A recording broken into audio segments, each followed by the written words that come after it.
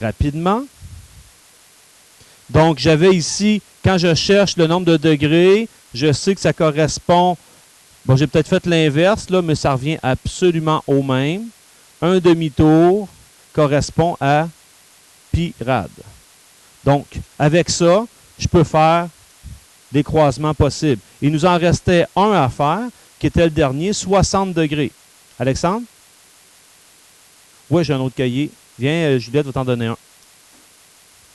Donc, si je complète le dernier, avec ce que j'ai écrit là, ça veut dire que 60 degrés, je cherche c'est combien de rad, sachant que 180 degrés correspond à pi rad.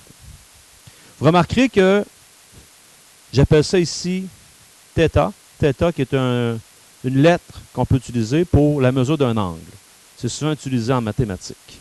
Donc, θ, ben ici, ça va faire 60 fois pi sur 180.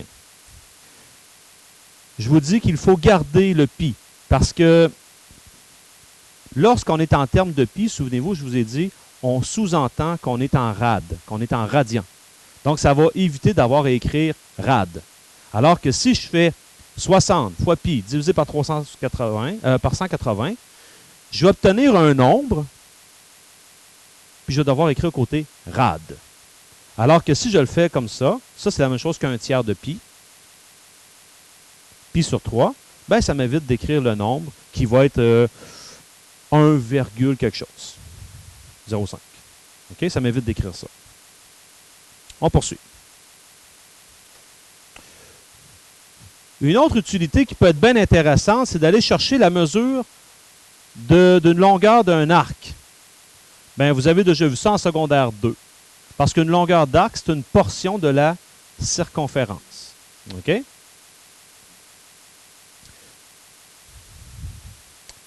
Je mets un petit peu d'information. Donc, soit un angle au centre de θ rad. Donc, on va travailler en radian. C'est pour ça qu'ici, vous voyez la petite note, la mesure de l'angle doit être en radian. Pour pouvoir faire ce calcul-là, pour pouvoir appliquer la formule qu'on va avoir ici, qui intercepte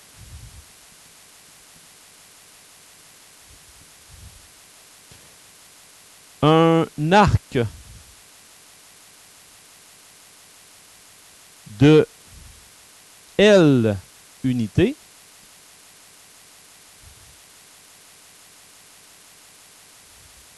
de longueur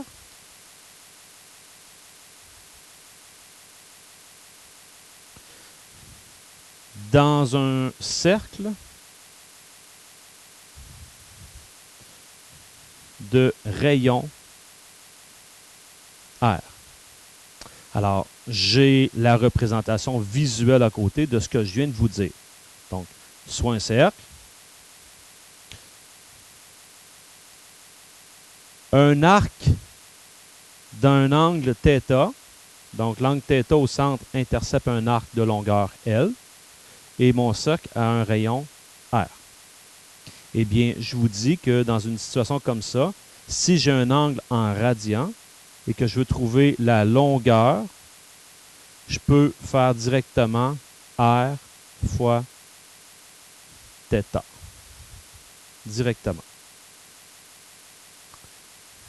Pardon?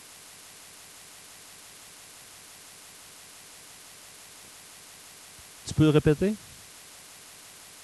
θ, ce sont des rads. Pardon? Ben, ça va dépendre. C'est sûr que là-dedans, ça te prend 2 valeurs connues pour connaître la troisième. Parce que ce sont 3 inconnus pour l'instant. Maintenant, pourquoi c'est ça la formule? Je peux vous le montrer rapidement. Vous avez un peu d'espace à côté. Alors, je sais, si je veux faire ce que vous avez fait en secondaire 2, on aurait dit la circonférence, ça correspond en rad à 2pi, right? Après ça, la longueur de mon arc correspondrait à une fraction de, donc, à l'angle que j'ai. OK? Ce qu'on comprend ici, c'est que si je fais une rotation complète, c'est-à-dire 2π, ça me donne tout le tour. Si je fais une fraction de rotation, quelle est la longueur? Mais ma circonférence, je reprends ça, ma circonférence, c'est 2π fois le rayon. C'est égal à 2π. Je veux savoir la longueur de l'arc en fonction de son angle θ. Appliquons la règle de produit en croix. Si je cherche lui, qu'est-ce que je vais faire? Je vais faire ça fois ça. Donc, θ fois 2 pi r divisé par lui. Puis, qu'est-ce qu'on remarque? On remarque que la longueur, je peux réduire ça en faisant θ fois r ou r fois θ. Oui, Kevin. θ rad, c'est la mesure de l'angle en radians. Oui, monsieur. Si jamais j'ai une longueur en degrés ou si j'ai une mise en situation qui m'amène à trouver la mesure de mon angle, je dois m'assurer que je suis en rad. Très important.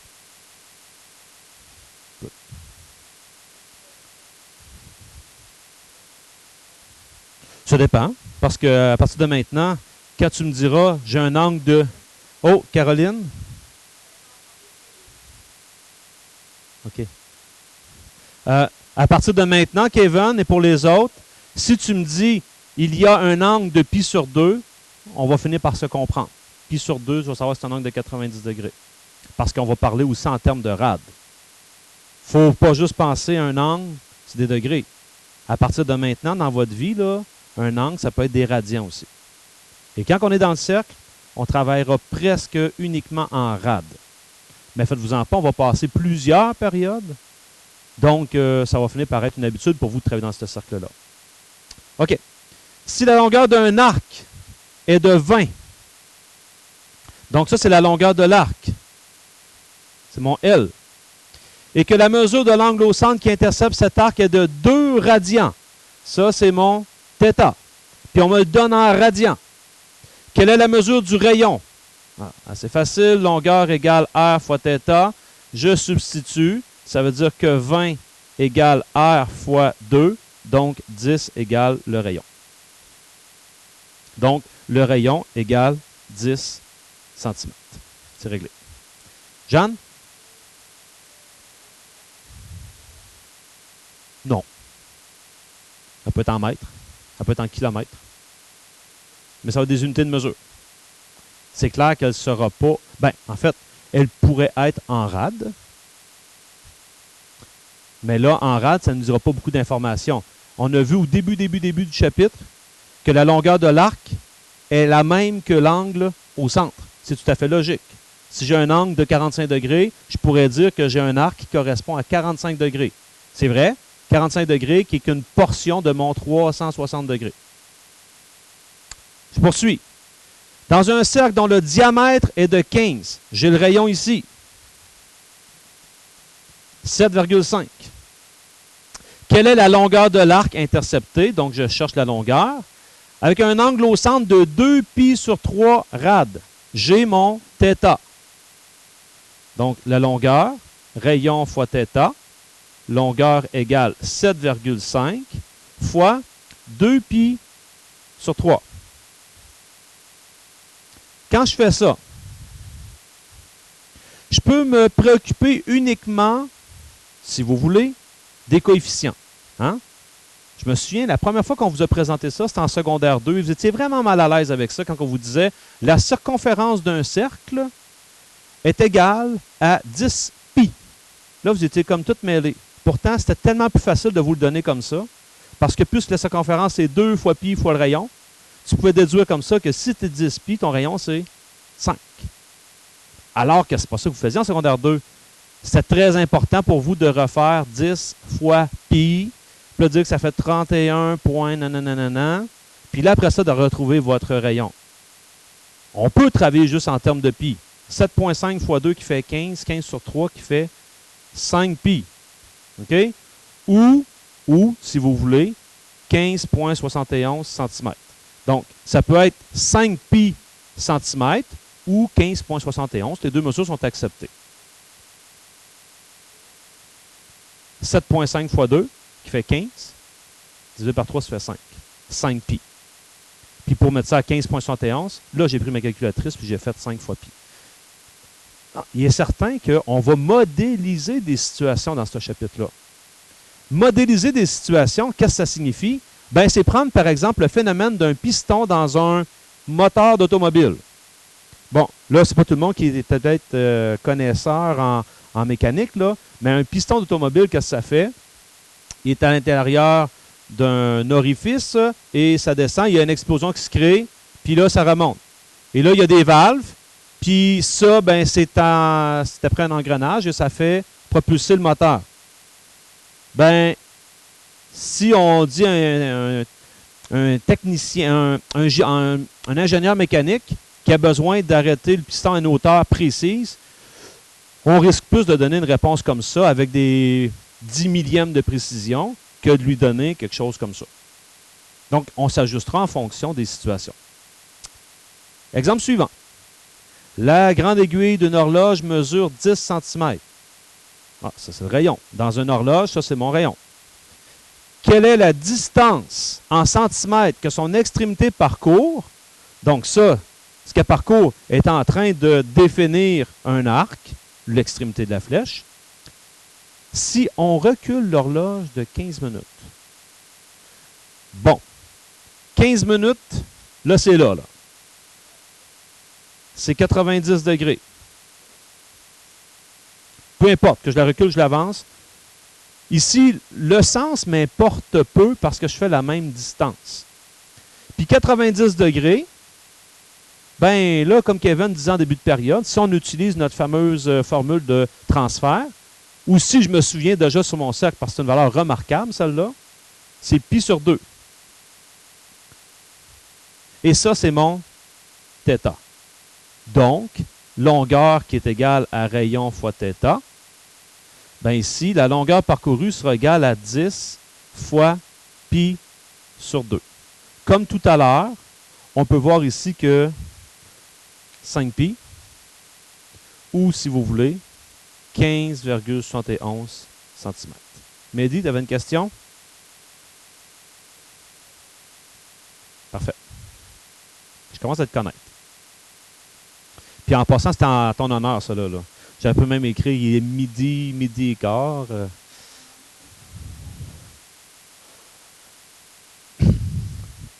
Était facile. Ben ouais, mais ça, ça fait partie de mes faciles. Tu sais, je ne change pas pour ceux-là. Le cercle trigonométrique et les points trigonométriques. Définition et équation. Bon. Je vous redonne la définition du cercle trigonométrique.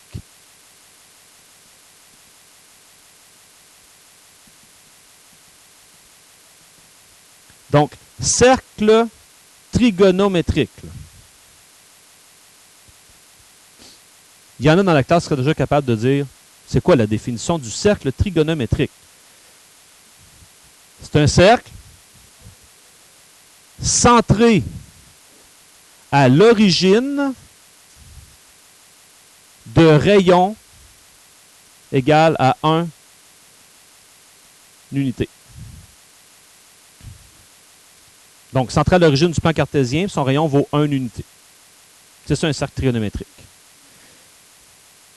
À la fin de l'année, on verra qu'un cercle, ça a une équation.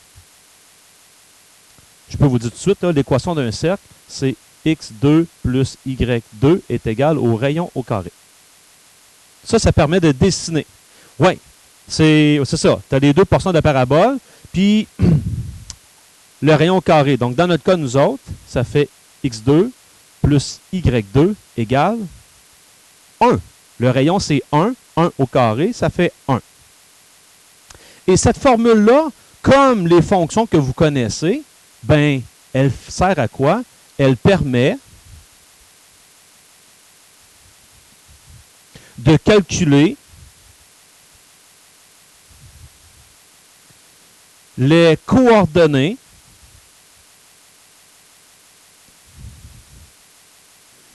de points trigonométriques sur le cercle. C'est à ça que ça sert, une fonction. Tu rentres une valeur de x, ça donne une valeur d'y. Et tu sais très bien, la plus simple que vous connaissez, la droite, ça me permet d'avoir des points qui sont sur la droite. Alors, quand je cherche une valeur d'y, je remplace une de x que je connais, et ça me donne la valeur d'y sur la droite. Par exemple, ici, quand je regarde mon cercle, c'est certain qu'à un certain moment donné, à 3/4, je vais avoir une valeur sur mon cercle. Si je veux trouver la valeur d'y, ben, je vais faire quoi? Je vais partir avec ma règle. x2 plus y2 égale 1, et je substitue. C'est-à-dire 3/4 au carré plus y au carré égale 1.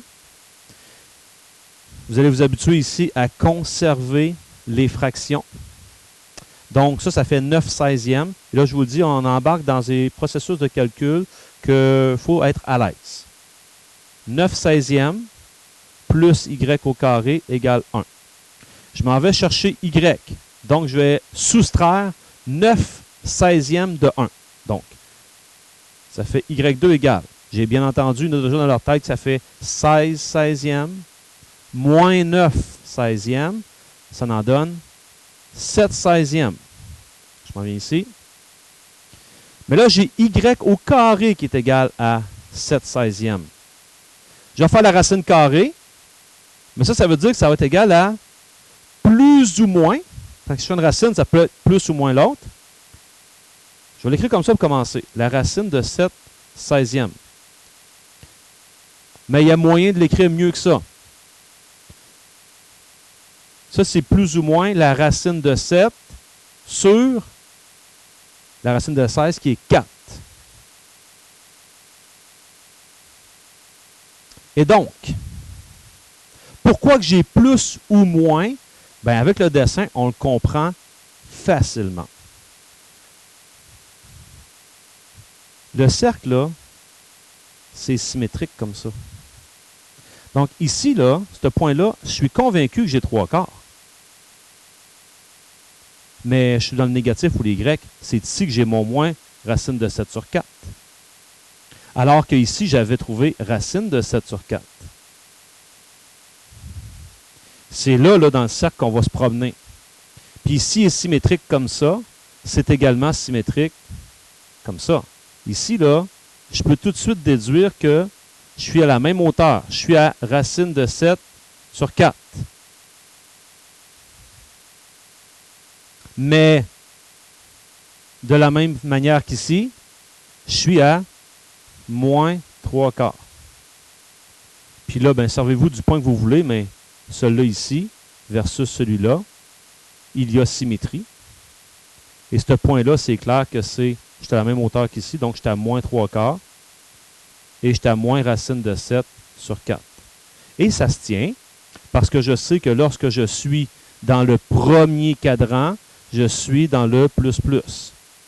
Alors qu'ici, je suis dans le moins plus, moins moins, plus moins. On sait ça. Ça va pour le principe de la symétrie dans le cercle trigonométrique? Est-ce qu'il y a des interrogations, des choses que vous n'avez pas saisies? Ce principe-là, il va être très utile pour ce qui s'en vient. Parce que, qu'est-ce que je vous disais tout à l'heure? Je vous disais, regardez mon cercle trigo qui est ici. J'ai dit que je pourrais travailler juste avec mon premier cadran. Les points qui nous intéressent, pas tous les points sur le cercle trigo qui sont importants. Les points remarquables. Et quand je les regarde, les points remarquables, j'ai les multiples de 30 degrés, puis je vais avoir les multiples de 45 degrés. Et avec ça, je peux déduire tous les points qui nous sont intéressants, si on veut, dans le cercle trigonométrique. Donc, lorsqu'on trouve les coordonnées d'un point, bien, ce qu'on vient de déduire, c'est qu'on peut déduire les coordonnées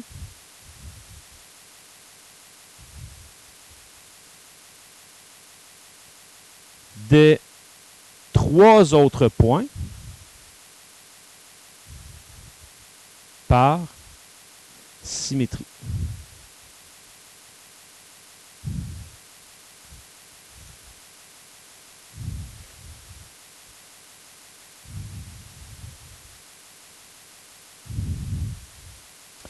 OK.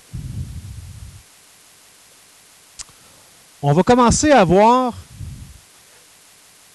un principe de repérage dans mon cercle trigo. Avant de commencer, on va se mettre des balises que l'on connaît. Première balise. Si je travaille ici en unité de radian, en unité, pas en pi radian, en unité, bien, c'est de la même affaire. Faites juste vous imaginer que vous avez pris 2 pi puis vous les avez multipliés. Donc, j'ai ici 6,28. J'ai ici la moitié qui est 3,14. J'ai ici 1,57. Puis j'ai ici 4,71. Vous savez tous ce que je les ai pris, ceux-là. 2 fois pi, pi sur 2, pi, qui est la moitié d'un tour, qui est 1 pi, 3 pi sur 2. Ça, c'est à condition que je tourne dans ce sens-là. Je tourne dans le sens positif. Ah, c'est toujours ça à partir de maintenant. Si à la place, j'étais parti dans ce sens-là, j'étais parti dans le sens négatif. On est d'accord que rendu ici, j'aurais fait moins 3,14. Puis quand je suis rendu ici, j'aurais fait moins 6,28. On fait juste tourner dans l'autre sens. Donc, ici, je vais avoir fait un quart de tour. Donc, je vais avoir fait moins 1,57. Puis ici, je vais être rendu à moins 4,71. Dans le fond, c'est la même affaire, c'est juste que je tourne dans l'autre sens. Et là, pour l'instant, premier exercice assez simple. Je vais vous demander, je vous donne, en fait, je vais faire les deux premiers avec vous, puis après ça, je donne un peu de temps pour vous situer et vous développerez vos propres réflexes. La rotation de 3 unités. 3 unités, on est parti dans le sens positif. 3,14 est ici. OK, peut-être pour ceux qui ne s'en souviennent pas. Cadran 1, cadran 2, cadran 3, cadran 4. Donc, on est-tu d'accord que quand je fais une rotation de 3, je suis dans le deuxième cadran? Je suis là, je suis quelque part là, c'est sûr. Parce que c'est un peu moins que 3,14, donc je suis ici. Moins 4 unités. Moins 4 unités, je suis parti en ce sens-ci. Moins 3,14, moins 4,71. Ben, je suis encore dans le deuxième cadran. Parfait? Je vous laisse compléter ça ici.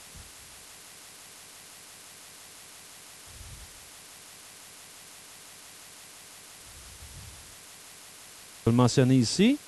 Donc, une première méthode, c'est de voir, j'anticipe à peu près le nombre de tours. Mettons dans le cas de 60 ici, 10 tours. Puis 10 tours, ça me donne 62,8. Donc, je suis dépassé. Donc, c'est moins de 10 tours.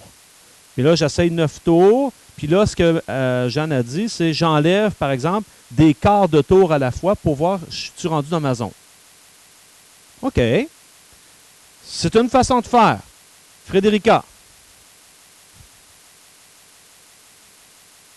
OK. On arrive peut-être à une méthode un peu plus arithmétique ici, qui est une autre façon de faire. Ce qu'elle dit, c'est j'ai 60 unités en tour. Mais je sais qu'un tour, c'est 2 pi. Je vais diviser ça par 2 pi pour voir. Oh, un petit peu. Non. Excusez-moi.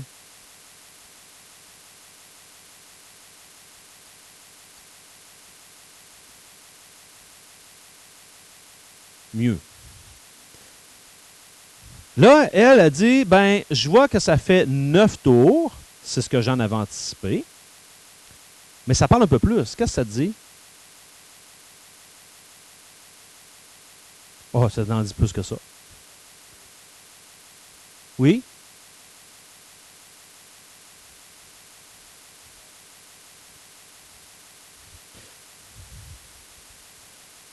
c'est 9,5 tours. 9 tours et demi, puis un peu plus. Mais là, je vais vous faire réaliser une affaire. Puis là, un coup que ça, vous avez compris ça, là, je parle comme ça. Quand je pars comme ça, je vais aller avec mon marqueur pour qu'on puisse me suivre.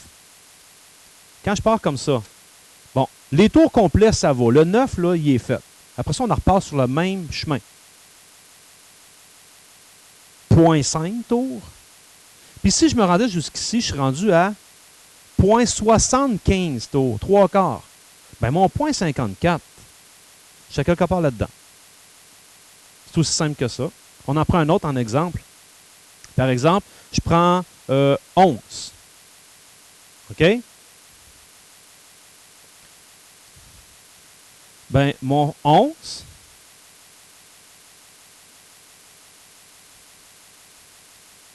je vais diviser ça par... moi, je vais...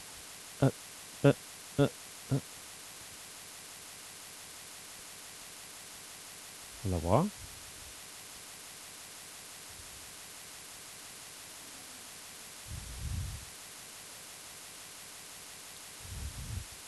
« 1,75 et des graines. » Donc, je suis dépassé le 3 quarts de tour légèrement. C'est bien ça? OK.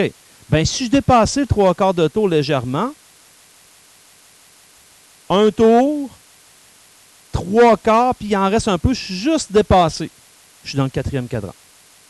Et ce phénomène-là, utilisez-le dans l'autre sens, ça revient au même. Faites juste attention, par exemple, quand vous tournez dans l'autre sens. Est-ce que ça va pour la technique? Parfait. En termes de pi, bon, c'est à peu près la même affaire. Mais là, si on veut le retrouver facilement, voici une petite technique. Puisque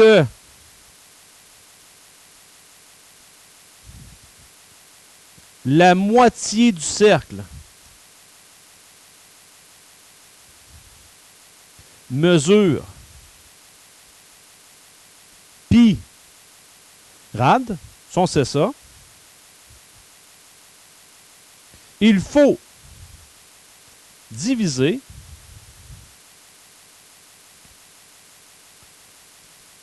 la moitié ou tout le cercle, on verra là, on peut s'ajuster, par le diviseur de pi. On va voir avec l'exemple ce que ça signifie. Et compléter pour tout le cercle. La meilleure chose, c'est de voir un exemple.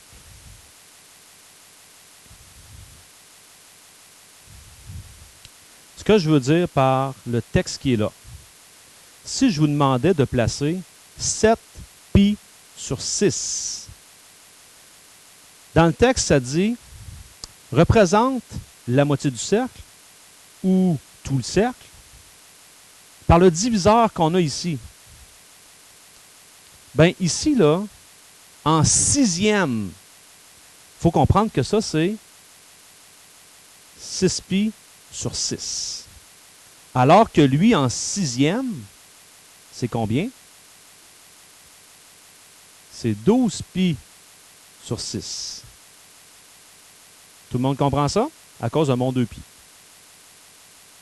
Bien, 7 pi sur 6, là, on est à peine dépassé lui. Donc, on va être ici. Je peux le voir comme ça.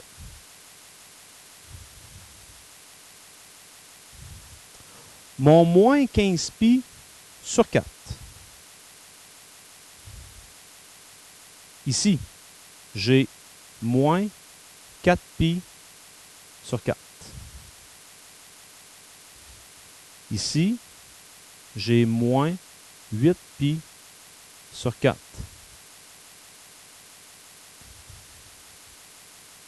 N'oublions pas que on est parti comme ça. Alors, là-dedans, question première. Est-ce que j'ai plus qu'un tour? Oui. Est-ce que j'ai plus que 2 tours? Non. Pour avoir 2 tours, ça me prendrait Hein, je peux le voir, là. Le tour suivant, ça serait moins 16 pi sur 4. Donc, je suis parti comme ça. J'ai fait un tour dans ce sens-là. On n'est pas loin d'être rendu là, là. On est à peu près là, dans le premier cadran. Kevin?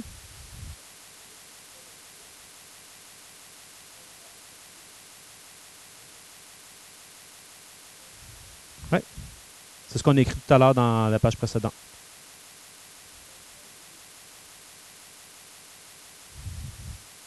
Ici, là, quand on a commencé la période, là, juste ici. Voyons, c'est où que j'ai écrit ça? Ah, ici. Regarde ici, j'ai montré quand on s'en va dans ce sens-là. C'est vrai. Jennifer? OK, parfait. Je vais te montrer ça. Donc, d'où sort mon 6 pi sur 6? Ben, je reviens à mon dessin d'ici. Ben, tiens, je vais le faire ici directement. Si je l'écris en termes de pi, es-tu d'accord que un tour complet, c'est 2 pi? Puis un demi-tour, c'est pi. Ben, j'ai écrit pi en sixième. Ben, c'est 6 sur 6, c'est un entier. C'est 1 pi. Ça va? 321 pi sur 6. OK. Là, c'est sûr que je pourrais m'amuser longtemps. Mais c'est sûr que si je me mets en sixième, comme là, ici j'ai 6 pi sur 6, ici j'ai 12 pi sur 6. Là, ce qui serait intéressant de voir, c'est calculons combien on a de tours.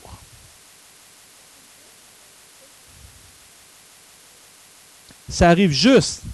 Hein, vous avez fait la division de ça par ça. OK. Je vais le marquer. Trouvons le nombre de tours. Bien, on l'a vu tantôt. Le nombre de tours, là, je prends tout ce que je fais, je le divise par un tour.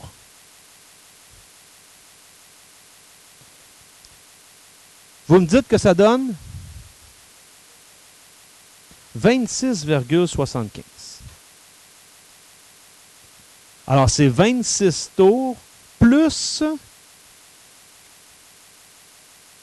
3/4 de tour.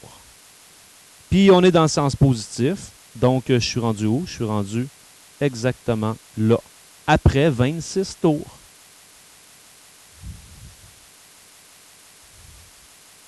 Est-ce que ça va?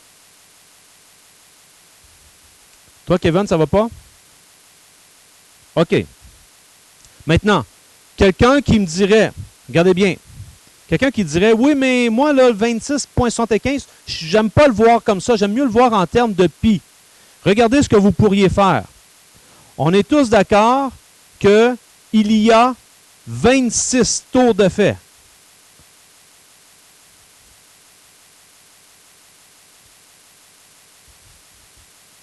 On a ça de fait qui nous ramène toujours à notre point de départ. On est d'accord avec ça? Ben, notre point de départ. Ça, là, ça fait 312 pi sur 6. Alors, de là, je peux en déduire qu'il me reste, dans mon dernier tour, il reste quoi à faire pour me rendre à 321 pi sur 6? Il me reste 9 pi sur 6 à faire. Est-ce que tout le monde comprend ça? 9 pi sur 6, là, réduisez ça. Ça fait quoi? Ça fait 3 pi sur 2. Puis là, dans le cercle, 3 pi sur 2, c'est où? C'est là. C'est une autre façon de le voir.